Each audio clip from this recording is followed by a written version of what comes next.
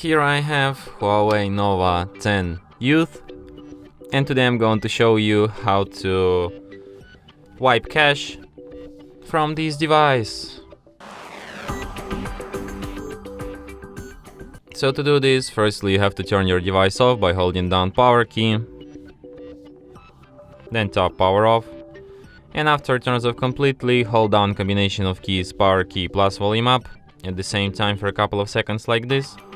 And after the screen turns on and you can see Huawei logo appeared, you can release power key and keep holding only volume up, just like this.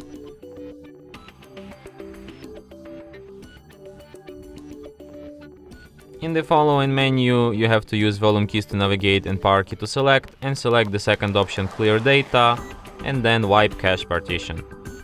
And after a few seconds all the cache will be wiped, then you select back and then restart.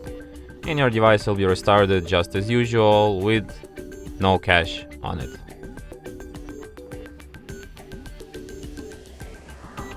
And that's it.